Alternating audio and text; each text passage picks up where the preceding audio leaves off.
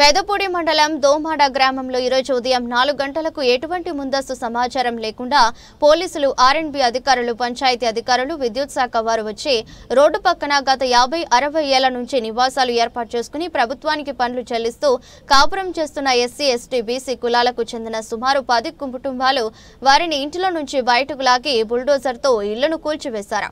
పోలీసులు మరియు ప్రైవేట్ సైన్యం పెట్టి గోల్డెన్ సిటీ వెంచర్ యజమాని తుమ్మలపల్లి గోవిందరాజులు మరియు అతని అనుచరులు చట్టాల ఉల్లంఘనకు మానవ హక్కుల ఉల్లంఘనకు పాల్పడ్డారు. బలవంతంగా ఇంట్లను కూల్చివేశారు.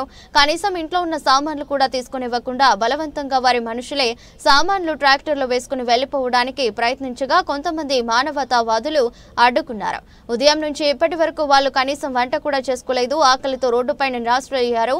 తహసీల్దార్ వారు ఈ నిరాశ్రయులకు ఎలాంటి ఆశ్రయం కల్పించలేదు. కనీసం వాటికి మంచినీటి సదుపాయం గాని భోజన సదుపాయం గాని చేయలేదు. ఎంత నిర్లక్ష్యంగా స్వయంగా మానవ హక్కులకు ఉల్లంఘనకు పాల్పడుతున్నారు. వెంటనే జిల్లా ఉన్నతాధికారులు సమగ్రమైన విచారణ చేసి సంబంధిత అధికారులపైన రియల్ ఎస్టేట్ వ్యాపారిపైన తగు చర్యలు తీసుకోవాలని న్యాయం చేయాలని కోరుతున్నారు. కార్యక్రమంలో ఆంధ్ర మాల మహానాడు రాజ్య వ్యవస్థాపక అధ్యక్షులు సిద్ధాంతాల కొండబాబు, దళిత బహుజన ఫ్రంట్ స్టేట్ కోఆర్డినేటర్ తోటి చెంగల్ రావు, సిపిఐ న్యూ డెమోక్రసీ ఉమ్మడి తూర్పు గోదావరి జిల్లా కమిటీ సభ్యులు గబ్బల ఆదినారాయణ మూర్తి, దళిత గిరిజన నాయకులు మేకన అన్నవరం, దళిత సంఘం నాయకులు లింగం నానిబాబు, బాధితులు ఉప్పు సూర్యవతి, పెండ్యాల రాము, పితాని పాదలమ్మ, కోట విజయలక్ష్మి, సూరిశెట్టి వీర వెంకట సత్యనారాయణ, ఉప్పు సూర్యవతి తదితరులు ఈ కార్యక్రమంలో పాల్గొన్నారు. మేము 75 సంవత్సరాల నుంచి ఇంట్లో ఉన్నాము. 8 పెళ్లి చేసాను, 10 మంది పిల్లలు. నాకు పెద్ద గోళ్ళు పంపించాడండి తుమ్మలపల్లి గోవిందరాజు గారు. మీరు తీసేయండి అమ్మ చెప్పలేదండి ఏ అధికారులు కూడా. పిల్లలిద్దరు ఎట్లాంటి ఆ బాత్రూమ్ అన్న ఉండేయండి బాబు, కాళ్ళు ఏళ్ళు అట్టుకుని బతి మళ్ళీ ఆ బాత్రూమ్ కూడా పడుకొట్టేశారు. ఏడు బాబు నాకు న్యాయం చేస్తానండి. నాకేం ఆస్కారం లేదు. పొద్దుటి నుంచి గంజి లేకుండా రోడ్డు మీద కాళ్ళు మాడిపోతున్నాయి. ఎండలో పడి ఉన్నామండి. మీ దయ ఏం చేస్తారో చెయ్యండి. Gobbala Adinarayana Murthy, CPIML new democracy party. Pedapudi మండలం దోమాడ గ్రామంలో కాకినాడ నుండి మావిడాడ వరకు ఉన్నటువంటి రోడ్డు ప్రధాన రహదారిది.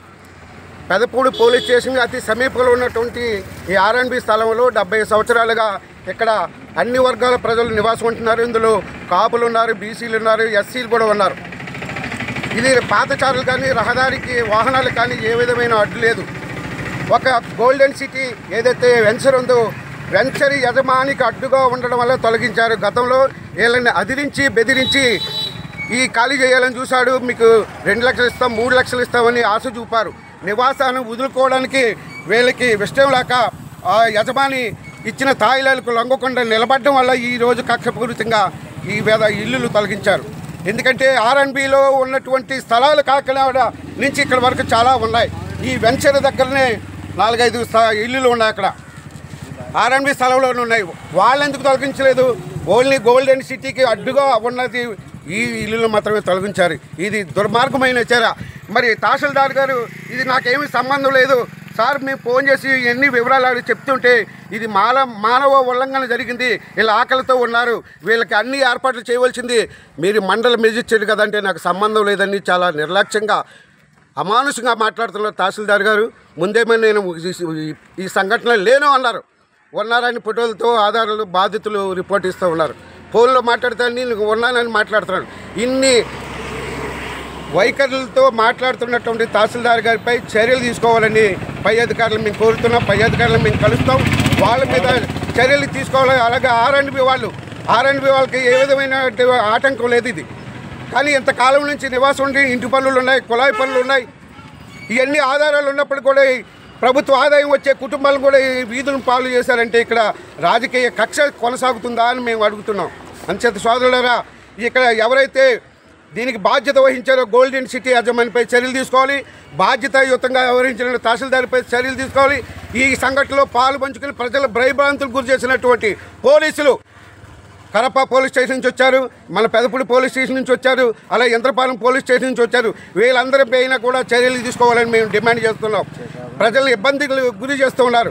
ఇక్కడ జరిగిన సంఘటనని పై అధికారులు తెలియనివ్వకుండా చేస్తున్నారు. కరెంటు ఎలా కట్ చేస్తారు? మేము ఏఈని అడిగితే మేము నాకు తెలియదని మాట్లాడుతున్నాడు ఆయన. మరి లైన్ పైన మేము రాలేదు, వాళ్ళే కట్ చేసుకున్నారు అంటే మీ ఇంట్లో ఏం పోయినా వీళ్ళకి సంబంధం లేదు. ఈ కుటుంబాల్లో బాధిత కుటుంబాలు పెళ్లి ముహూర్తం పెట్టుకున్న కుటుంబం ఉంది. వాళ్ళు బంగారం డబ్బులు కూడా పోయాయి. వాళ్ళు ఇంకో కుటుంబం సర్టిఫికేట్లు పోయి, సెల్ ఫోన్లు పోయాయి. ఇవన్నీ ఎవరు బాధ్యత వహించారు? లక్షల రూపాయలు వాళ్ళు నష్టపోయి వీధులు పడ్డారు, ఆకలితో అలమడేస్తున్నారు. వీళ్ళని ప్రభుత్వం ఆదుకోవాలని మేము డిమాండ్ చేస్తున్నాం. ఇక్కడ ట్రాక్టర్లు ఎంత దుర్మార్గంగా ఉంటాయి. ట్రాక్టర్లు ప్రైవేట్ వెంచర్ యజమాని ట్రాక్టర్లు ఇవి. వాళ్ళే సామాన్లు అందులో వేసుకుని తరలిస్తున్నారంటే వెంచర్ యజమాని ఎందుకు తెగించాడు? మీరు ఆలోచన చేయాలి. వాళ్ళపైన చర్యలు తీసుకుని తహసీల్దార్పై చర్యలు తీసుకోవాలని మేము డిమాండ్ చేస్తున్నాం సోదరులారా. కాకినాడకి కూతవేటు దూరంలో దోమాడ రహదారిలో మానవ హక్కుల ఉల్లంఘన, రాజ్యాంగ హక్కుల ఉల్లంఘన, సహజ న్యాయ సూత్రాల ఉల్లంఘన, ప్రస్తుతము అమలులో ఉన్న చట్టాలను కూడా ఉల్లంఘన ఇక్కడ స్పష్టంగా జరిగింది. ఎందుకంటే ఇక్కడ సుమారు 10 కుటుంబాలకు సంబంధించిన అతి పేద నిరుపేద ప్రజలు ఇక్కడ ఉన్నారు. ఎస్సీ, ఎస్టీ, బీసీ కులాలకు సంబంధించిన ప్రజలు ఇక్కడ నివాసం చేస్తున్నారు గత 50-60 ఏళ్ల నుంచి. ఇక్కడ దీని వెనకాలే ఇక్కడ గోల్డెన్ సిటీ అని ఒక రియల్ ఎస్టేట్ సంస్థ రియల్ ఎస్టేట్ వ్యాపారం చేస్తూ ఉంది. మరి ఈ రహదారి వెంట రోడ్డు పక్కన చాలా ఇళ్ళు ఇక్కడ నిర్మాణం జరుగున్నాయి. కేవలం ఆర్ఎండ్బి అధికారులు, పంచాయతీ అధికారులు, రెవెన్యూ అధికారులు, అలాగే ఎలక్ట్రిసిటీ బోర్డు వారు, పోలీసులు వీళ్ళందరూ కూడా ఈరోజు ఉదయం వచ్చి వీళ్ళకి కనీసం ముందస్తు సమాచారం ఇవ్వకుండా, ఎన్క్రోచ్మెంట్ ఎవిక్షన్ నోటీస్ ఇవ్వకుండా, చట్టాలను ఫాలో అవ్వకుండా వీళ్ళని బలవంతంగా ఎలాంటి సమాచారం లేకుండా ఇళ్లలోంచి లాగి ఇల్లును బుల్డేజర్ పెట్టి ఇల్లునన్నీ కూల్చేయడం జరిగింది. ఈ జరిగిన సంఘటన మాకు తెలిసి రోజు ఇక్కడికి వచ్చి ఎంక్వైరీ చేయగా ఎంఆర్ఓ గారు మాకు సంబంధం లేదన్నారు.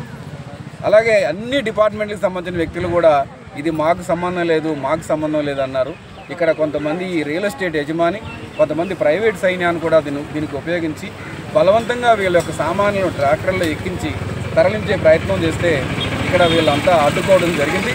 మరి జిల్లా అధికారులకి ఈ విషయం చేరిందా లేదా? ఈ ఉదయం నుంచి ఇప్పటి వరకు భోజనం లేదంటే జీవించే హక్కును హరిస్తారా మీరు? రాజ్యాంగంలో ఆర్టికల్ 21 వైలేషన్ చేస్తారా? ఏ ప్రభుత్వాలు ఉన్నప్పటికీ, ఎవరు పాలకులైనప్పటికీ కూడా మానవ హక్కుల ఉల్లంఘన జరిగితే అది అన్యాయం.